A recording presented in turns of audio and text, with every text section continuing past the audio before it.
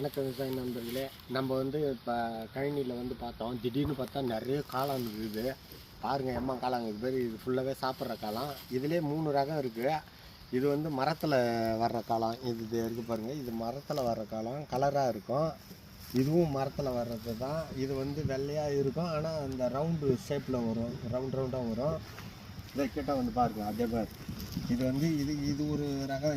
இதுவும் சாப்பிட்லாம், ஆனால் நம்ம சாப்பிட மாட்டோம், நம்மளுக்கு பிடிக்காது. நம்மளுக்கு சாப்பிட்ற காளான் வந்து இது இருக்குது பாருங்கள். நான் பறிக்க பாருங்கள்.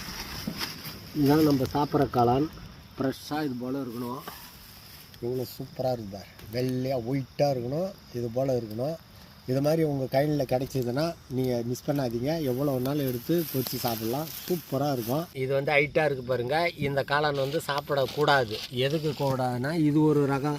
இந்த ரகம் வந்து நரம்பு வந்து கருப்பாக இருக்கும். இது வந்து சாப்பிடவே கூடாது. இது பெருசாக குப்பைங்களில் இருக்கும் இந்த காளான். இது காளான் வந்து நாங்கள் இது வரைக்கும் சமைச்சு சாப்பிடல, ஆனால் நல்லா தான் இருக்குது. அதே வாசனை தான் வருது. கலர் சூப்பராக இருக்குது பாரு. கலரு வாடாமல்லி கலர் அழகாக இருக்குது. இது நீங்கள் கையில் பார்த்தீங்கன்னா இதை டெஸ்ட் ஒன்றா பண்ணுங்கள். நான் இன்னும் சாப்பிட்டு பார்க்கல. நான் சாப்பிட்ற காளான் வந்து இதுதான் நம்ம எல்லாருமே சாப்பிட்ற காளான்.